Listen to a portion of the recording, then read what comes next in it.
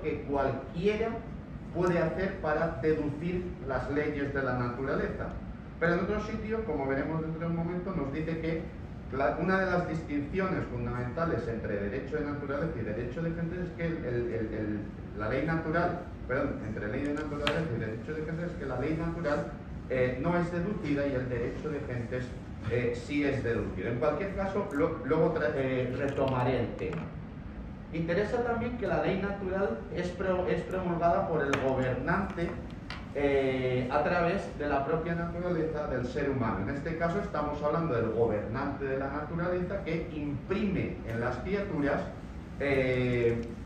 la capacidad de seguir sus mandatos, no en leyes escritas y promulgadas, aunque él hace el apunte de que en la ley divina positiva, en los mandamientos, después del estado de caída, sí que Dios tiene a bien escribirlas y decirle a la gente son estas y no son otras, pero en cualquier caso sí que legisla en nosotros a través de nuestra propia naturaleza, a través de nuestra propia razón. Y por último, la ley natural está dirigida al bien de los hombres. Y a mí este tema me parece muy interesante porque Soto habla de el ser humano como ser global, por un lado como mero ser. Todos los seres, dice Soto, siguiendo a Aristóteles, apetecen el bien y rechazan el mal, que en el caso de los seres naturales se resume en su propia conservación, en la autoconservación.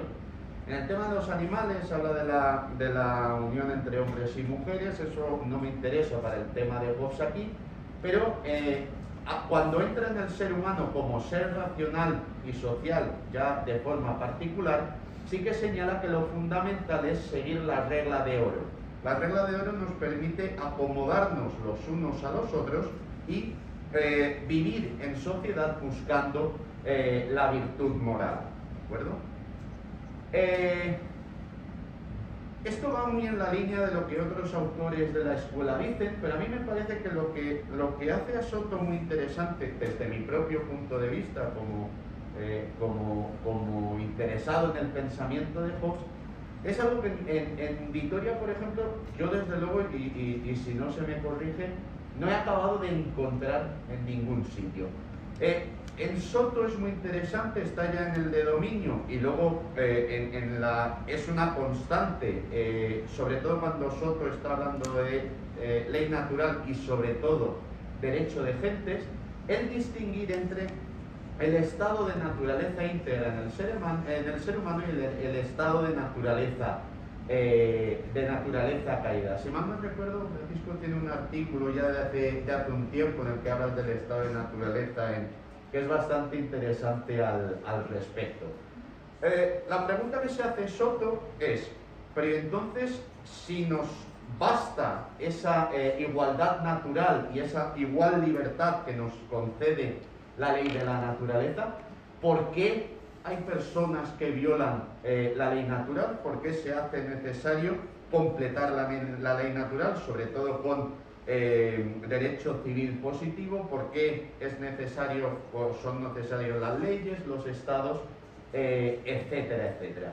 Y ahí distingue entre estado de naturaleza íntegra y caída. En el estado de naturaleza, ahí tenéis el texto que lo he sacado, uno de tantos que he sacado de Justitia et Jure.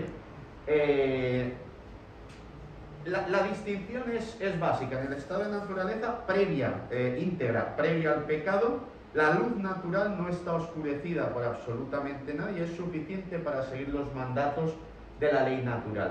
Pero después de la expulsión es el pecado, y ahí en ese pasaje en concreto él habla de la intemperancia del ser humano y la codicia.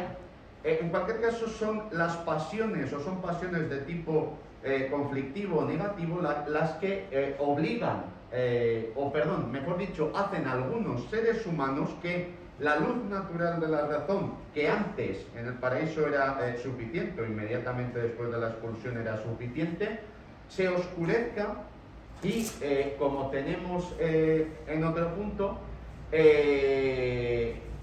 los afectos terrenos y los hábitos viciosos distorsionen el mandamiento de Dios a través de nuestra propia razón natural. Una cosa muy interesante es que Soto no hace de estos la mayoría, pero, y yo creo que eso es interesante después, aquí hay gente que lo tiene más estudiado que yo, más que para Hobbes, aunque yo voy a hacer un apunte aquí para después para Locke, es interesante que no son mayoría los malos, podríamos decir, pero los malos obligan a los buenos a tomar medidas, y eso ya distorsiona el funcionamiento habitual de las relaciones entre individuos. Otro tema que me parece muy interesante cuando Soto sostiene esta división es que lo centra constantemente, o él tiene una cierta obsesión, y decía aquí José Luis lo importante del dominio, del comercio, etcétera, etcétera, en el asunto de la propiedad privada. Él habla constantemente del derecho de gentes. El derecho de gente, hay muchas concreciones, no sé qué, y él habla constantemente de la división de la propiedad que era común y de todo lo que genera, las hipotecas, los pactos económicos, etcétera, etcétera. Como veis, estoy hablando de cosas de Soto, lo estoy retorciendo, estoy descolocando su discurso para colocarlo, porque me interesa sobre todo lo que estoy apuntillando para después verlo un poco en Hobbes. De esa incomodidad que genera el estado de naturaleza caída, surge la necesidad, por ejemplo, del derecho de gentes. El derecho de gentes completa el derecho natural para precisarlo, señala varias veces Soto, espacial y temporalmente. La ley natural o el derecho natural es una, pero después del estado de naturaleza caída se hace necesario precisarla muchísimo más. Comparando el derecho natural y el derecho de gentes, o la ley natural y el derecho de gentes, podemos, o Soto mejor dicho, establece estas divisiones que a mí me parecen interesantes. Por un lado, la ley natural consiste en la acomodación, o se extrae de la acomodación a la naturaleza absoluta de las cosas. Es decir, las cosas son así y sus mandatos inmediatamente necesarios son estos. Mientras que el derecho de gentes surge de la acomodación en el orden a un fin determinado y revestido de ciertas circunstancias. Si la ley natural manda esto, después del estado de naturaleza caída en la que pasan todas estas cosas, es mejor concretarla de esta manera. Ahí he utilizado unos términos que no son de Soto, pero a mí me parece que igual pueden venir bien para entender un poco la distinción.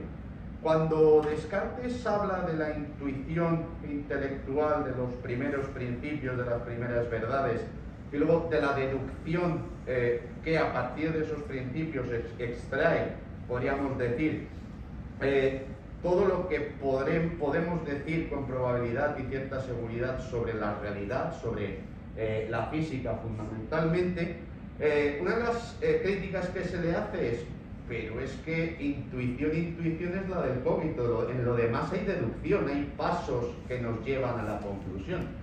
Descartes, y eso es algo que los racionalistas también van a seguir, nos dice, bueno, pero son muy poquitos, técnicamente al final das dos pasitos y la claridad y la distinción sigue siendo casi tanto como en la comprensión del cogito.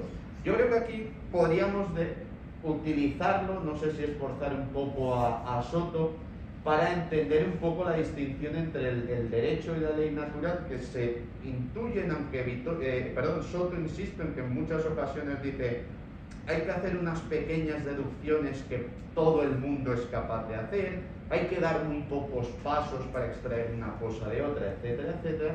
De la verdadera deducción por hilación, repite varias veces Soto, que establece el derecho de gentes. Y, enlazando con la primera característica, frente a la necesidad absoluta de la ley natural, y este tema es muy importante para lo que voy a decir, el derecho de gentes se construye por convención humana. Pero no es por la convención del derecho civil, que se tienen que reunir ciertas personas bajo un poder político, una sociedad política podríamos decir mejor, y decidir, o la persona que tiene la jurisdicción, decidir qué es lo que se hace y lo que no se hace. Una cosa que es interesante es que lo que dice Soto es que estas deducciones del derecho de gentes son iguales en toda la humanidad, en todos los individuos, sin que se tengan que juntar entre ellos. Toda la humanidad o todos los grupos humanos llegan a la misma deducción de la necesidad de dividir la propiedad y crear propiedad privada en cualquier espacio, en cualquier tiempo, etcétera, etcétera, etcétera. Me interesa porque ahora vamos a ver que cuando Hobbes habla de ley natural, va a hablar en términos muy similares a los de este derecho de gentes. Entonces, en Hobbes me interesa el estado de la naturaleza, el derecho natural y la ley natural. Punto de partida. Ya hemos visto que por derecho natural, también en Soto, en la escuela en general, todos los seres humanos son creados naturalmente iguales y gozan de la misma libertad, de una plena libertad. El punto de partida de Hobbes va a ser muy similar. En el estado de naturaleza, todos somos naturalmente iguales, físicamente e intelectualmente. Dice Hobbes, sí, claro que hay diferencias entre unos y otros, pero como lo que le va a interesar a Hobbes, luego lo señalaré, es evitar, no conseguir el bien, sino evitar el mal. En el bien puede haber discrepancias, cada uno tiene su concepto de lo que puede ser bueno, pero en el concepto de lo que es sumamente malo todos coincidimos. Nadie quiere perder su conato, nadie quiere perder su existencia, con lo cual no estamos apuntando hacia arriba, sino que estamos buscando evitar el mayor de los males, que sí que es coincidente en todos. Y la igual libertad que en el caso de Hobbes, en la siguiente diapositiva lo explicaré, coincide con el derecho natural. Pero ligando a Hobbes, empezando a ligar a Hobbes con lo que hemos dicho de Soto, me interesa este pasaje del libro primero, el capítulo primero, el parágrafo cuarto del De Quive, en el que Hobbes hace una distinción que a mí me parece fundamental, que está muy poco estudiada, pero que creo que es muy importante, entre los hombres moderados o prudentes y los hombres violentos o orgullosos, que me interesa la palabra orgulloso. Dice, en el estado de naturaleza todos los hombres tienen el deseo y la voluntad de hacerse daño, pero al no proceder de la misma causa tampoco pueden ser condenados de manera igual. Pues un hombre, de acuerdo con esa igualdad natural que existe entre nosotros, permitirá a los otros tanto como él se permite a sí mismo. Este es el argumento del hombre moderado, que de una manera justa valora su fuerza. Otro, suponiéndose superior a los demás, se tomará la licencia de hacer lo que le plazca y reclamará respeto y honor como cosas que se le deben a él antes que a los otros. Este es el argumento de un espíritu violento. La voluntad de hacer daño puede surgir en un hombre por vanagloria y por falsa estima, que tienen su propia fuerza. En otro hombre puede que surja por la necesidad de defenderse a sí mismo o a su libertad y sus bienes contra la violencia de aquel. En cierto modo, esto ya anticipa la distinción que hemos visto en Soto entre estado de naturaleza íntegra, aquellos que siguen conservando la luz natural y siguen ateniéndose a los principios de la ley natural que hay arriba, frente a los que no los entienden o creen creen que no va en ciertos casos con su propia naturaleza y creen que son superiores a los demás, lo que en términos hobbesianos constituye el pecado del orgullo. Me voy un poco del De Quive. En el Leviatán, si nos acordamos, el Leviatán está tomado porque, como dice Hobbes al final, creo que es del libro segundo ya, el Leviatán, tomado en el libro de Hobbes, es el rey de los orgullosos. El Leviatán se construye para neutralizar al orgulloso. Los demás, los justos, los moderados, no necesitamos al Leviatán. Reconocemos la igualdad entre todos, sabemos que no podemos triunfar sobre los demás y por lo tanto sabemos que tenemos que hacer o tomar ciertas medidas para evitar los posibles conflictos que puedan surgir. El orgulloso no, de hecho el orgulloso da pie a otra figura, no voy a entrar en ello, que es la del insensato, aquel que incluso dentro del pacto sigue pensando que él es más que los demás y los demás deben atenerse a la ley y él puede sustraerse al dominio o al poder de la ley. Derecho natural en Hobbes. Dice, la palabra derecho no significa otra cosa que la libertad, y esa parte es importante, que todo hombre tiene para hacer uso de sus propias facultades de acuerdo con la recta razón. Por lo tanto, el primer fundamento del derecho natural es este, que todo hombre procure en la medida de sus fuerzas proteger su vida y sus miembros. Decía Soto que también una de las principales y primeras leyes de la naturaleza, en concreto las que tenían que ver con el mero ser de las cosas, era el principio de autoconservación. Lo vemos también ahí en Hobbes. Saliéndome otra vez del declive y yendo al Leviatán, en el pasaje en el que Hobbes empieza a desgranar las leyes naturales, el capítulo 14, si mal no recuerdo, está la famosa afirmación de Hobbes de que jus est libertas, lex est vinculum. Es decir, el derecho es libertad, libertad de hacer y no hacer lo que se considere necesario para garantizar la propia supervivencia. En bruto, eso da derecho a muchas cosas, como vamos a ver. Lo que me interesa también es que, forzando un poco la comparación con Soto, y podríamos discutirla, esa voluntad de autoconservación es una apetencia instintiva del bien, el sumo bien es mantenerse en la existencia para Hobbes, frente a la posibilidad del mayor de los males, que como he dicho es la muerte. A partir de ahí dice Hobbes, si tenemos derecho a la propia supervivencia, tenemos derecho a todo lo que nos facilite la propia supervivencia. Y por eso me he centrado en el declive, porque es el texto en el que Hobbes más hace hincapié en este asunto, yo creo que por un motivo metódico, básicamente. Es la propiedad común. Si el derecho natural da derecho también absolutamente todas las cosas que necesitemos para nuestra propia supervivencia, es esa propiedad común lo que genera el conflicto y la guerra de todos contra todos.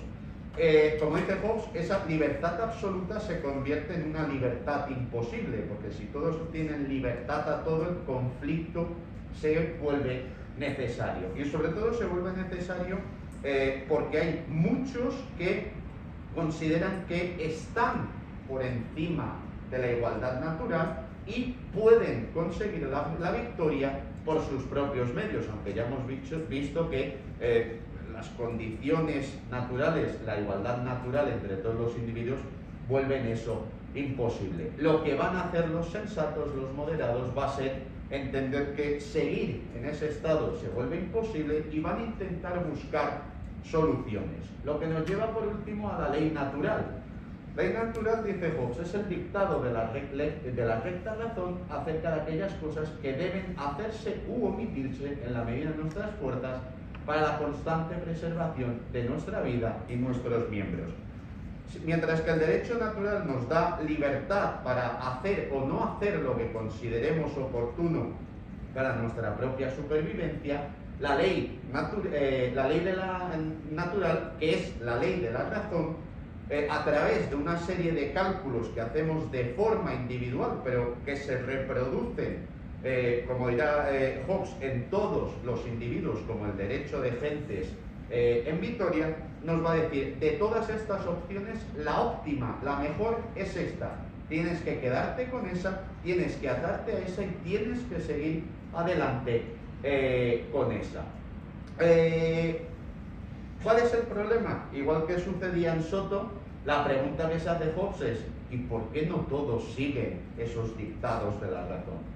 Y Vitoria, perdón, aquí estoy cruzando nombres, espero que me estéis siguiendo lo que estoy diciendo, pero bueno, lo que nos dice Hobbes es precisamente las pasiones negativas y conflictivas como el miedo, la ambición, la ira, la avaricia, como vimos en el estado de naturaleza caída de Soto, son las que distorsionan los cálculos de la razón. De la misma manera, la forma de solucionar esto también en Hobbes es la aplicación de la regla de oro. Dice Hobbes también en el Leviatán que los individuos tenemos unas lentes que aproximan todo lo que es bueno para nosotros y aleja lo que nos parece que va contra nosotros mismos. De tal manera que cuando uno hace una cosa, se piensa que es la repanocha, cuando la ve en el contrario, dice, tampoco es para tanto. ¿Vale? ¿Qué sucede? Que esa tendencia al egoísmo constante, aplicando la regla de oro, digamos que abstrayendo y pensando que los demás tienen el mismo derecho a hacer lo que hacemos nosotros, ese cálculo de beneficio egoísta que Hobbes explica con la metáfora de la balanza, lo que hacemos es automáticamente cargar los mismos argumentos en el otro plato de la balanza y neutralizar el egoísmo y dejarnos únicamente en argumentos de la razón. Hay varias leyes de Hobbes, cuenta hasta 20 en el de Quive, siendo una el no emborracharse, para ir más concretos, ¿vale? Varias leyes de la naturaleza, he seleccionado estas porque me parecen las más relevantes para lo que nos interesa. La primera ley especial, en verdad, es la única que viene al hilo de la primera ley de la naturaleza, que es buscar la paz siempre que se pueda o utilizar la guerra para restablecer la paz. Dice, el derecho de todos los hombres a todas las cosas no debe ser retenido, sino que algunos derechos deben ser transferidos o debe renunciarse a ellos. La propiedad común, el hecho de que el derecho natural nos autorice a todos a todo, lo primero que hace la ley de la naturaleza, igual que hacía el derecho de gente sensato, es limitar esa propiedad común y establecer la necesidad de que algunos derechos sean transferidos o que sean renunciados. Y aquí hay una diferencia muy sustancial entre ambos autores. Soto dice una y otra vez que la decisión que se toma es decir, esto es para ti, esto es para mí, y cada uno por su lado y no chocamos. No me acuerdo, cita un fragmento, ahora no recuerdo, del Viejo Testamento, yo creo que es del Génesis, pero estoy citando muy de memoria, en el que directamente se hace esta precisión. En Hobbes no, en Hobbes ya sabemos que abandonamos ese derecho, que el soberano se queda su derecho natural y el soberano lo que hace es redistribuir condicionalmente esos derechos, con lo cual aquí hay una diferencia brutal entre ambos autores, una de muchas que podríamos señalar. La ley undécima, las cosas que no pueden ser distribuidas deben ser usadas en común. Eso es constante en la escuela, lo señalaba ayer Francisco, lo ha señalado José Luis hoy también. El derecho natural y el derecho de gentes, en la primera reelección de los indios, establece que hay bienes que son comunes a toda la humanidad y que no pueden ser divididos, no entran como forma de división de la propiedad, porque todo el mundo puede hacer uso de ellos. Eso en Hobbes también lo va a señalar y va a señalar que es fundamental que eso bajo ningún concepto entre dentro de la división de la propiedad. Y luego el octavo, que es el de la ley contra el orgullo. Todo hombre por naturaleza debe ser considerado igual a los demás. Hablaba antes del acomodo social de unos hombres con otros. Hobbes va a utilizar la metáfora de las piedras en la construcción. Pensad, si habéis visto muros de pared seca, lo importante es que las piedras puedan acomodarse, aunque tengan algún canto las unas a las otras. Las que son excesivamente angulosas romperían el amolde entre unos y otros. Con la sociedad sucede lo mismo. Si alguien piensa sobresalir más que los demás, hace que el encaje sea imposible y la sociedad debería retirarlos. ¿Cuál es la conclusión? En primer lugar, que es muy difícil establecer que Hobbes, o desde mi punto de vista, que Hobbes leyera directamente a Soto. Sí que sabemos por el Leviatán de nuevo que Hobbes es un lector ávido, y eso Bartolomé Forteza, por ejemplo, tiene un largo artículo sobre el asunto en el que lo demuestra fehacientemente. Ha trabajado a fondo, seguramente en su época de formación en Oxford, las disputaciones metafísicas de Suárez. Los textos metafísicos de Suárez se los sabe al dedillo y además muy superficialmente, pero los contesta en varios fragmentos del Leviatán. Lo que sí que sabemos que conoce también y ese sí que lo conoce al dedillo, son los textos políticos sobre la relación Iglesia-Estado del cardenal Belarmino. De hecho, hay un pasaje muy extenso del Leviatán en el que entra en discusión con ello.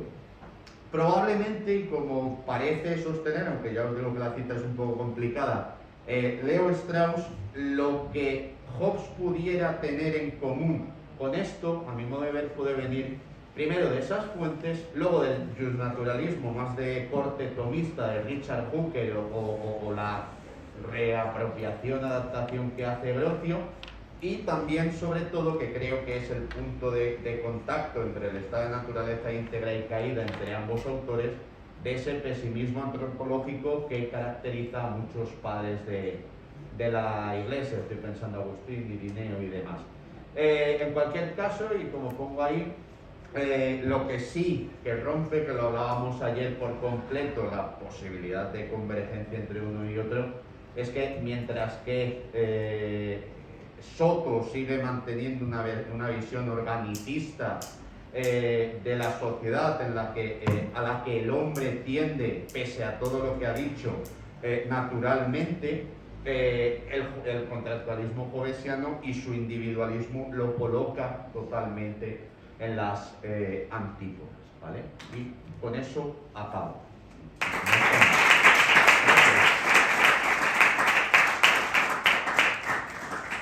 Pues muchas gracias, David, no solo por la ponencia, sino también por haber hecho ahí un esfuerzo por reducir. Bueno, no ha sido tanto, Pero ahora tendrás ocasión de profundizar en alguno de los temas si quiere el público, es vuestro momento. Los he dejado sembrados. No creo. Pues José Luis, Paco. Me parece que efectivamente sobre el DECIBE se puede organizar de manera más clara la relación o las semejanzas con Soto. Porque finalmente el DECIBE todavía tiene una antropología que es más aristotélica que el Leviatán. Ahí hay un desplazamiento importante que en cierto modo en Soto se ve, ¿no? Cuando la aspiración natural es al bien y por lo tanto a la autoconservación, ¿no? Eso efectivamente en DECIBE está, pero en el Leviatán yo creo que toda la cuestión del bien ha desaparecido y la aspiración es a la conservación. Pero claro, no es lo mismo decir la aspiración es al bien y, por supuesto, la autoconservación que decir que la aspiración es a la autoconservación. Entonces, el pesimismo y el anti-aristotelismo del Leviatán, la antropología del Leviatán es más negativa por una razón, a mi modo de ver, ¿no? Que en cierto modo Hobbes lo dice, que la diferencia entre el moderado y el orgulloso, o entre el hombre razonable y el violento, esa diferencia que está bien establecida en el DECIBE, en el Leviatán ya ha generado su propio dinamismo y hace que, en la medida en que existan inmoderados, todos tienen que ser inmoderados. Y por lo tanto, de ahí tienen que convertirse todos en lobos para el hombre. Justamente, ¿por qué? Porque en el Leviatán ya no hay DECIBE, sino hay individuos, ¿no? Que es la clave de toda la cuestión. Pero hay individuos por esta cuestión, ¿no?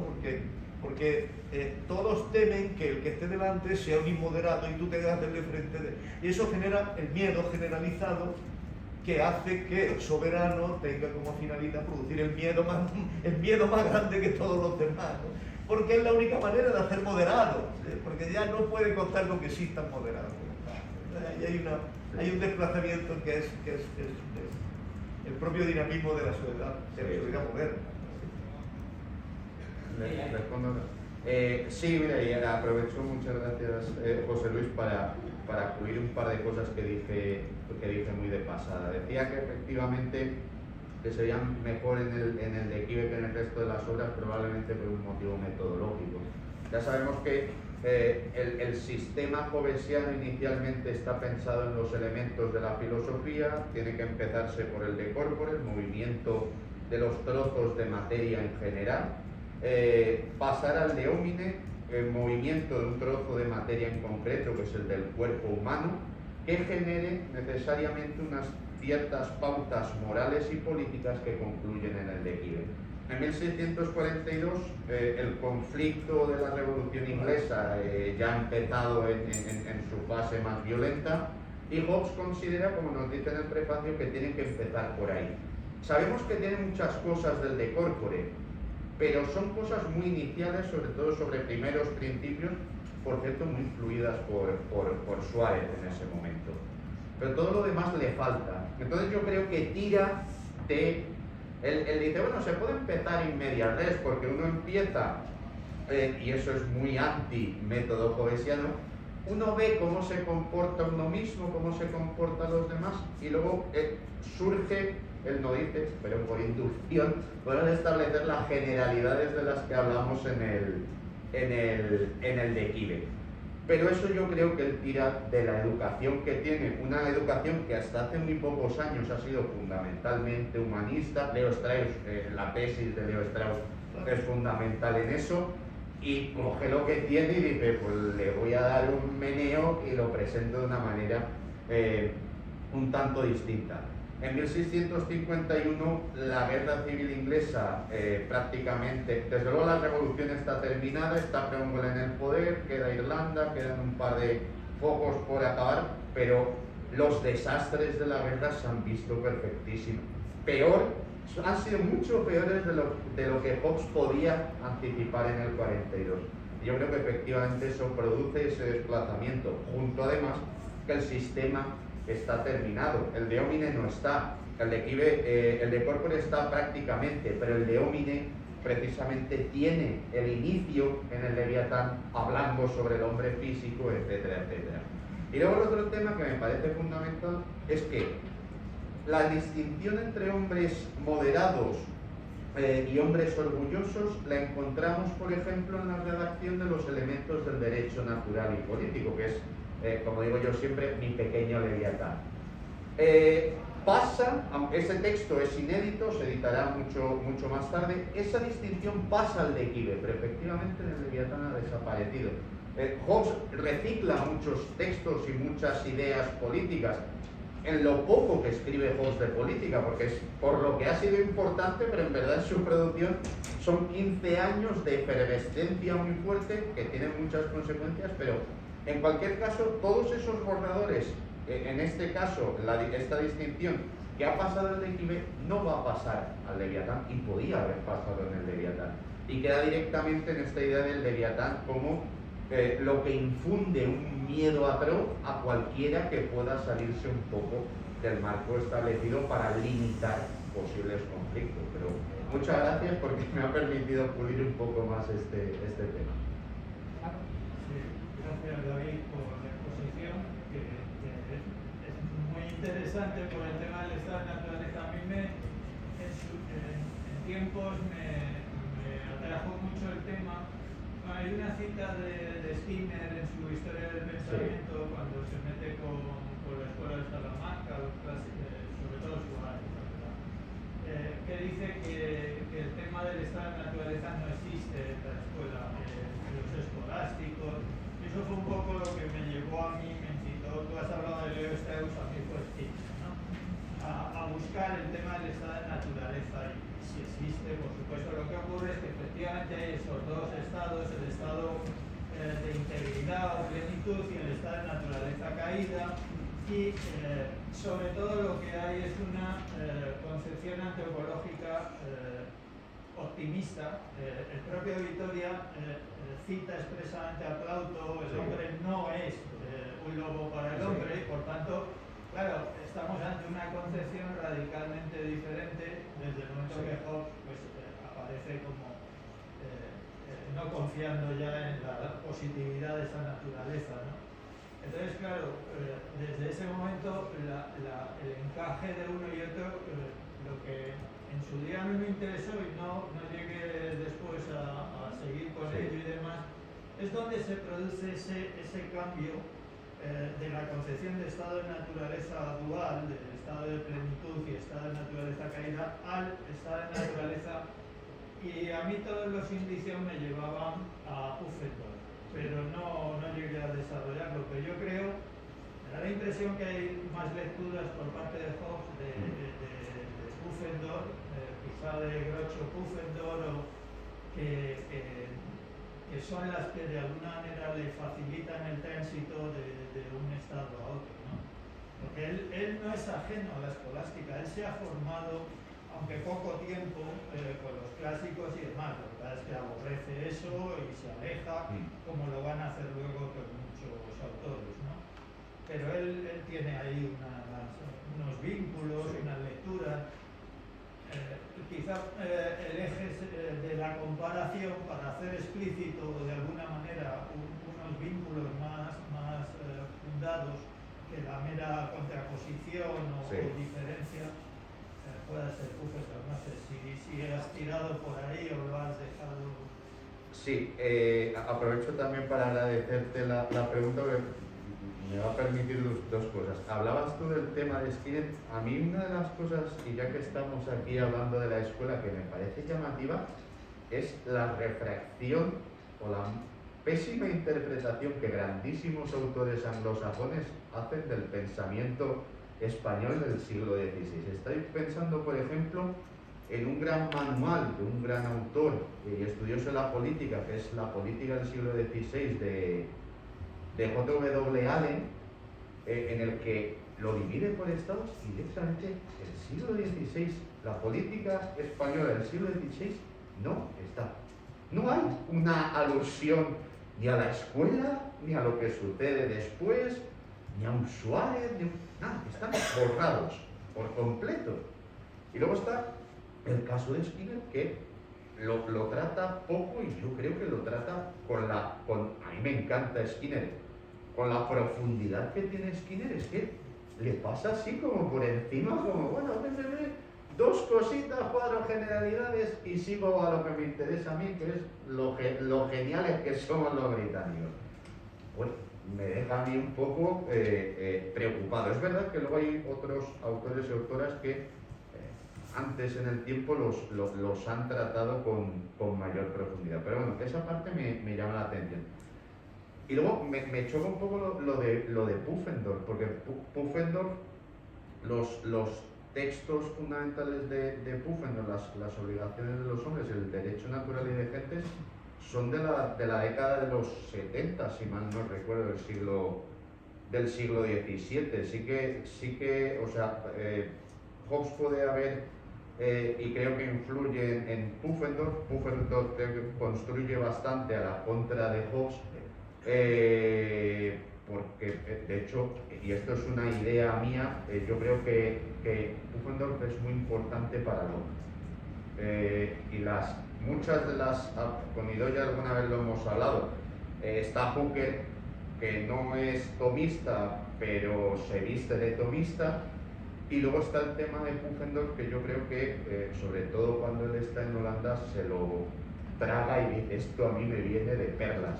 Sobre todo la tradición tomista se la bebe por allí. Yo sí que creo, sin embargo, estoy de acuerdo contigo en el tema del humanismo. La tesis de Leo Strauss es esa, y luego además hay el primer gran texto de política de Hobbes, que siempre se nos olvida, por lo menos aceptado, es la introducción a la guerra del Peloponeso.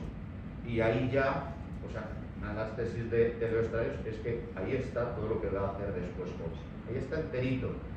¿Cuál es el problema? Que las modas cambian y Hobbes intenta meter con calzador, y esto que hablábamos del de Gibbs es un ejemplo, en el método resolutivo compositivo unos principios que en verdad son de corte humanista, que muy difícilmente aceptan ese tipo de interpretaciones.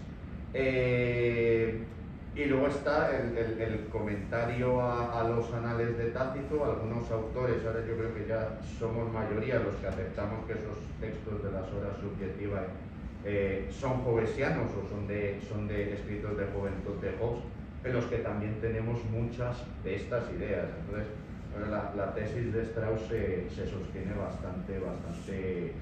bastante bien.